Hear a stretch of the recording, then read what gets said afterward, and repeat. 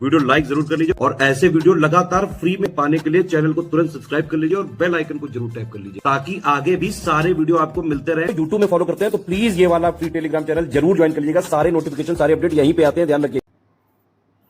Hello friends, exam preparation के YouTube channel पर मैं प्रियंका एक बार फिर से आप सभी का बहुत बहुत स्वागत करती हूं। और आज की इस जो प्रैक्टिस सीरीज़ में नया सब्जेक्ट मैंने स्टार्ट किया है वो है इंडियन हिस्ट्री। ठीक है, यूपीपीएससी आरओ री एग्ज़ाम के लिए ये क्वेश्चंस काफ़ी इंपॉर्टेंट है जो कि पिछले वर्ष पूछे गए हैं और ऐसे कुछ प्रश्न पूछे जाने की संभावना है। वो सारे प्रश्न आपको एक जगह मिलेंगे, तो ये आपके लिए सीरीज़ काफ़ी इंपॉर्टेंट हो जाती है। और भी कुछ सब्जेक्ट करा रही थी मैं, वो हो चुके हैं और आगे भी सारे सब्जेक्ट्स होते जाएंगे। तो इस वीडियो को पूरी तरह ध्यान से देखिएगा। इसके साथ साथ आप इसकी पीडीएफ परचेज करना चाहते हैं, मीन्स आप अगर पीडीएफ लेना चाहते हैं, टेस्ट सीरीज ज्वाइन करना चाहते हैं या पेड क्विज ज्वाइन करना चाहते हैं, इसके लिए आप स्टडी फॉर सिविल सर्विसेज के ऐप से अपने कोर्स को परचेज कर सकते हैं। अभी यूपीपीसीएस प्रीलिम्स और आरओ री एग्ज़ाम के लिए जो डेट आ गई है, तो बचे हुए समय में आप बेहतर ढंग से प्रिपरेशन कर पाएँ, इसके लिए स्टडी फॉर सिविल सर्विसेज का नया क्रैश कोर्स लॉन्च हो चुका है। उस क्रैश कोर्स के जरिए से आप अपनी प्रिपरेशन बेहतर कर सकते हैं। कंप्लीट स्टडी मटेरियल आपको एक ही जगह मिलेगा, जिसके अलावा आपको कोई भी बुक, कोई भी आपको मैगजीन करंट अफेयर के लिए कुछ भी फॉलो करने की ज़रूरत नहीं। जितना कंटेंट कोर्स में दिया गया है सिर्फ आपको उतना करना है। इसके साथ साथ जो बचा हुआ समय है उसमें प्रैक्टिस की बहुत ज़्यादा नीड है। लाइक आप टेस्ट सीरीज सॉल्व कीजिए, पेड क्विज सॉल्व कीजिए, जिससे आप आसानी से अपने एग्ज़ाम को क्वालिफाई कर सकें। ठीक है, तो इसके लिए आपको एग्ज़ाम ओरिएंटेड टेस्ट सीरीज़ होनी चाहिए, कंटेंट भी आपका एग्ज़ाम ओरिएंटेड हो, लेटेस्ट ट्रेंड और पैटर्न को फॉलो करते हुए बनाया गया हो। तो एससीएस आपको ऐसा ही कोर्स अवेलेबल करा रहा है जिसमें आपको सिर्फ एग्ज़ाम ओरिएंटेड पढ़ना है, एक्स्ट्रा कोई भी मटेरियल नहीं दिया जा रहा है। तो पहले क्लास कीजिए, जो क्लास दी जानी है, उसके बाद आपको टेस्ट सीरीज सॉल्व करनी रहेगी। और अगर कोई इन्फॉर्मेशन चाहिए तो आप डिस्क्रिप्शन बॉक्स में दिए गए नंबर्स पे कॉल या मैसेज करके भी जानकारी ले सकते हैं। तो चलिए बिना देर की आज की क्लास अपनी स्टार्ट करते हैं। 21वां प्रश्न है, निम्नलिखित में से किस सुल्तान ने साम्राज्य की सीमाओं की सुरक्षा हेतु एक विशेष सेना को नियुक्त किया था? इल्तुतमिश ने, नासिरुद्दीन महमूद ने, बलबन ने, अलाउद्दीन खिलजी ने। इसका राइट आंसर हो जाएगा ऑप्शन डी, अलाउद्दीन खिलजी। देखिए, आपको अलाउद्दीन खिलजी, बलबन हो गया और मोहम्मद बिन तुगलक, फिरोज शाह तुगलक, इनके बारे में जरूर जानकारी रखनी है क्योंकि प्रश्न अक्सर यहाँ बनता है इन लोगों से। तो इनके बारे में जो भी प्रश्न अब तक पूछे गए हैं वो सारे प्रश्नों को कोशिश कीजिए आप प्रिपेयर कर लीजिए। मुगल बादशाह द्वारा नियुक्त बंगाल का अंतिम सूबेदार कौन था? मुर्शीद कुली खां, सरफराज खां, सुजाउद्दीन मोहम्मद खां या फिर अलीवर्दी खां। इसका राइट आंसर होगा option A, Murshid Kuli Khan. 23rd question है, निम्नलिखित में से किसे गुरु नानक ने अपना उत्तराधिकारी घोषित किया था? बाला, लहना, मर्दाना या श्रीचंद। इसका राइट आंसर हो जाएगा ऑप्शन बी, लहना को।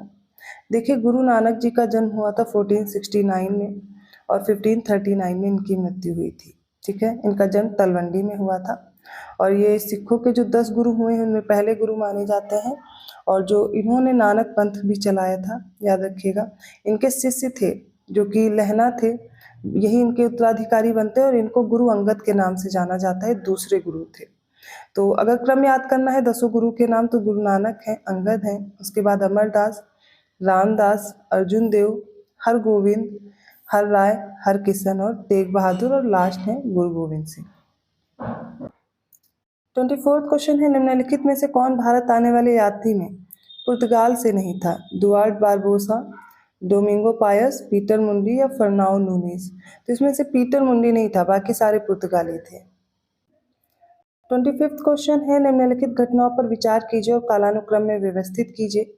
लाला हरदयाल द्वारा गदर पार्टी की स्थापना, गोपाल कृष्ण गोखले द्वारा सर्वेंट्स ऑफ इंडिया सोसाइटी की स्थापना, हिक्की के बंगाल जो गजट है उसका प्रकाशन, और सर विलियम जोन्स द्वारा बंगाल एशियाटिक सोसाइटी की स्थापना। तो देखिए, सबसे पहले लाला हरदयाल द्वारा जो गदर पार्टी की स्थापना हुई 1913, गोपाल कृष्ण गोखले द्वारा सर्वेंट्स ऑफ इंडिया सोसाइटी की स्थापना 1905, बंगाल गजट का प्रकाशन ये हुआ था 1780 में। ठीक है, जेम्स ऑगस्टस हिक्की के द्वारा बंगाल गजट का प्रकाशन हुआ था। फिर अगला आ जाता है सर विलियम जोन्स द्वारा बंगाल एशियाटिक सोसाइटी की स्थापना, तो ये हो जाएगा 1784। ठीक है, अब देखते हैं कौन सा ऑप्शन करेक्ट होगा। तो इसको अरेंज करेंगे, सबसे पहले 1780 में तो 3 हो जाएगा, 3 4 2 1, ऑप्शन बी करेक्ट है। 26 क्वेश्चन है, फोर्ट विलियम कॉलेज कलकत्ता के संदर्भ में कौन सा या कौन से कथन सही है। पहला स्टेटमेंट है, इसकी स्थापना 10 जून 1800 ईस्वी को कलकत्ता के फोर्ट विलियम कॉम्प्लेक्स में हुई थी। सेकेंड, इसकी स्थापना का मुख्य उद्देश्य ब्रिटिश अधिकारियों को भारतीय भाषाओं की शिक्षा देना था। उपर्युक्त में से कौन से कथन सही है। इसका राइट आंसर होगा ऑप्शन बी, केवल दूसरा कथन सही है। अब आप सोच रहे होंगे 1800 में ही हुई थी, गलत कैसे। देखिए यहाँ पर गलत कैसे, 10 जुलाई होगा, इतना भी आपको याद रखना है डेट। तो 10 जुलाई 1800 को हुई थी, और ये हुई थी इस समय जो गवर्नर जनरल था वो वेलेस्ली था। 27 क्वेश्चन है, नीचे 2 कथन दिए गए, एक अभिकथन है, दूसरा कारण है, बताना कौन सा कथन सही है। कथन है, भारतीय प्रश्नों पर विवेचना के लिए दादा भाई नौरोजी ने 1866 में लंदन में ईस्ट इंडिया एसोसिएशन का गठन किया। कारण है क्योंकि वह ब्रिटिश जनमानस को प्रभावित करना चाहते थे। इसका सही उत्तर देखिए और हो जाएगा ऑप्शन सी, कथन और कारण दोनों सही हैं, और कथन जो कारण है वो कथन की सही व्याख्या भी कर रहा है। 28 क्वेश्चन है, भारतीय सिविल सेवा के संदर्भ में निम्नलिखित में से कौन से कथन या कथन सही है। पहला, भारत सरकार अधिनियम 1919 में भारतीय सिविल सेवा के एक अलग परीक्षा का प्रावधान किया गया जो भारत में होनी थी। सेकेंड है, भारतीय सिविल सेवा में 1941 में भारतीयों का प्रतिशत यूरोप वासियों से अधिक था। इसका सही उत्तर हो जाएगा ऑप्शन सी, दोनों स्टेटमेंट करेक्ट है। 29 क्वेश्चन है, ब्रिटिश उपनिवेशवाद के विरुद्ध भोजपुरी में लोकप्रिय कविता लिखी थी फिरंगिया। अब ये फिरंगिया लिखने वाले कवि कौन थे। मनोरंजन, रंजन प्रसाद, त्रिलोकी सिंह या राजेंद्र पांडे। इंपॉर्टेंट है क्वेश्चन, राइट आंसर होगा ऑप्शन ए, मनोरंजन थे। 30वां प्रश्न है, काकोरी षड्यंत्र केस में प्रधान आरोपी थे पंडित राम प्रसाद बिस्मिल। इनको यूपी के किस शहर में फांसी दी गई थी। वाराणसी, गोरखपुर, कानपुर और लखनऊ। इसका राइट आंसर होगा ऑप्शन बी, गोरखपुर में। चलिए तो जान लेते हैं काकोरी षड्यंत्र केस के बारे में। तो ये हुआ कब, 9 अगस्त 1925 को। तो 1925 की डेट याद रखिएगा, ठीक है। 9 अगस्त 1925 को काकोरी नामक स्थान है, लखनऊ से कुछ दूरी पर है काकोरी, जहाँ पर ये घटना हुई थी। और इस योजना में जो अभियुक्त थे इनको फांसी की सज़ा सुनाई गई थी। 19 दिसंबर 1927 को दी गई थी फांसी। राम प्रसाद बिस्मिल को अभी हम लोगों ने देखा कहाँ दिया गया, गोरखपुर जेल में। अशफाक उल्ला खां ये भी थे, इनको फैज़ाबाद की जेल में फांसी दी गई। ठाकुर रोशन सिंह को इलाहाबाद, या जिसे आप प्रयागराज बोलते हैं, तो इलाहाबाद की जेल में।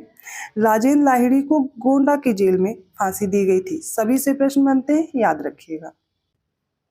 31 क्वेश्चन है, नीचे 2 कथन दिए गए, एक कथन है, दूसरा कारण है, सही उत्तर चुनना है। कथन है, रविन्द्रनाथ टैगोर ने नाइटहुड की उपाधि को त्याग दिया था क्योंकि वे असहयोग आंदोलन में भाग लेना चाहते थे। इसका राइट आंसर होगा ऑप्शन सी, कथन सही है, कारण गलत है। उन्होंने अपनी नाइटहुड की उपाधि त्यागी थी जलियांवाला बाग हत्याकांड के बाद, ठीक है। तो ये असहयोग आंदोलन में भाग लेने की वजह से नहीं था। 32वां क्वेश्चन है, 18वीं शताब्दी के उत्तरार्ध में किसे प्रायः कंपनी बहादुर की शान और शौकत का स्थानीय प्रतिनिधि कहा जाता था। कोतवाल, दरोगा, अमला या फिर जमींदार। राइट आंसर ऑप्शन बी, दरोगा को। 33वां क्वेश्चन है, निम्नलिखित में से किस आंदोलन के साथ अरुणा आसफ अली जुड़ी थी। असहयोग आंदोलन, सविनय अवज्ञा आंदोलन, वैयक्तिक सत्याग्रह और भारत छोड़ो आंदोलन। इसका सही उत्तर हो जाएगा ऑप्शन बी, भारत छोड़ो आंदोलन से अरुणा आसफ अली जुड़ी थी। अब जो ये जितने भी आंदोलन दिए गए ना, इनकी सबकी डेट आप लोग कमेंट करके बताएंगे। 34वां क्वेश्चन है, लिस्ट 1 को लिस्ट 2 से मैच करना है। तो लिस्ट 1 में कुछ युद्ध दिए गए हैं और उनके वर्ष दिए गए हैं। द्वितीय आंग्ल मैसूर युद्ध, द्वितीय आंग्ल फ्रांसीसी युद्ध, द्वितीय आंग्ल मराठा युद्ध और द्वितीय आंग्ल अफगान युद्ध। देखिए जितने भी आंग्ल मैसूर हुए हैं, आंग्ल फ्रांसीसी हुए, आंग्ल मराठा हुए, आंग्ल अफगान हुए, आंग्ल नेपाल युद्ध हुआ, जितना भी हुआ है ये सारे युद्ध आप एक जगह लिख लीजिए, ठीक है। सारे आपको याद होने चाहिए। इसमें देखते हैं जो वर्ष दिए गए हैं, 1803 से 1805 है, 1780 से 84 है, 1878 से 80 है और 1750 से 54 है। एक एक करके मैच करते हैं। तो द्वितीय आंग्ल मैसूर युद्ध पे आते हैं। ये कब हुआ था, 1780 से 1784, ठीक है। द्वितीय आंग्ल फ्रांसीसी युद्ध हुआ था 1750 से 1754 के बीच। द्वितीय आंग्ल मराठा युद्ध 1803 से 1805 और द्वितीय आंग्ल अफगान युद्ध हुआ था 1878 से 1880 के बीच। ए का 2 है, बी का 4 है, सी का 1 है और डी का 3 है। ऑप्शन ए करेक्ट है। अगला प्रश्न देखिए क्या है, निम्नलिखित घटनाओं को कालानुक्रम में व्यवस्थित करना है। पहला है करजन वाइली की हत्या, सेकंड है खुदीराम बोस को मृत्युदंड, बाल गंगाधर तिलक द्वारा केसरी समाचार पत्र का प्रारंभ और फोर्थ है अबुल कलाम आजाद द्वारा अल हिलाल समाचार पत्र का प्रारंभ। इसका राइट आंसर देखिए, सबसे पहले बात करते हैं करजन वाइली की हत्या। तो करजन वाइली की हत्या कब हुई, तो याद कर लीजिए, ये हुई थी जुलाई 1909 में। ठीक है, तो इसको लिख लेते हैं 1909।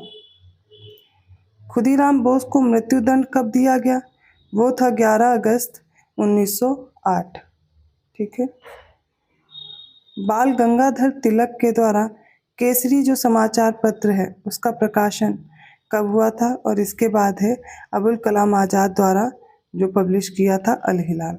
तो केसरी पब्लिश किया गया 1881 में, 4 जनवरी 1881। अगला बचा है जो अबुल कलाम आज़ाद द्वारा अल हिलाल, ये हुआ था 1912 में। अब अरेंज करेंगे तो इसका राइट आंसर हो जाएगा 214, ऑप्शन ए करेक्ट है। अगला प्रश्न है, ब्रिटिश भारत में सैन्य बल पर केंद्रीय राजस्व का कुल कितना प्रतिशत व्यय होता था, 40%, 45%, 50 या फिर 55%। राइट आंसर होगा ऑप्शन ए 40%। 37वां क्वेश्चन है, नीचे एक कथन दिया गया, दूसरा कारण है, देख करके सही उत्तर का चयन करना है। कथन है, विंध्य क्षेत्र के पाषाण युगीन लोगों ने नूतन भूतल काल में अंत में गंगा घाटी में प्रव्रजन किया, क्योंकि जलवायु परिवर्तन के कारण इस काल में शुष्कता का चरण था। इसका राइट आंसर देखिए क्या होगा, ऑप्शन ए। कथन और कारण दोनों सही है और कारण कथन की सही व्याख्या भी कर रहा है।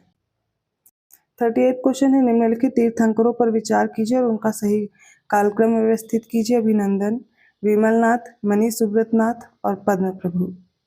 इसमें देखिए सबसे पहले अभिनंदन होंगे, उनके बाद है पद्म प्रभु, फिर है विमलनाथ और फिर मुनि सुब्रतनाथ। राइट आंसर है ऑप्शन ए। देखिए सारे तीर्थंकर जो कि जैन धर्म के बारे में जो क्लास हुई थी वो मैंने कराई हुई है, उसमें आप कवर कर सकते हैं दोपहर 1 बजे वाली क्लास में। 39वां क्वेश्चन है, निम्नलिखित में से कौन सा एक करेक्टली मैच्ड नहीं है। तो महाजनपद दिए गए हैं और उनकी क्या है राजधानी, जैसे कि कंबोज की राजपुर या हाटक, अशमक की पोतन या पोटिल, सूरसेन की कौसाम्बी और कौशल की श्रावस्ती। कोई एक इनकरेक्ट है और वो हो जाएगा ऑप्शन सी, सूरसेन की मथुरा थी ना कि कौशाम्बी। 40वां प्रश्न है, निम्नलिखित में से किस राजा ने अपने मंत्रियों को पशुओं पर क्रूरता पर प्रतिबंध लगाने के लिए काशी क्षेत्र भेजा था।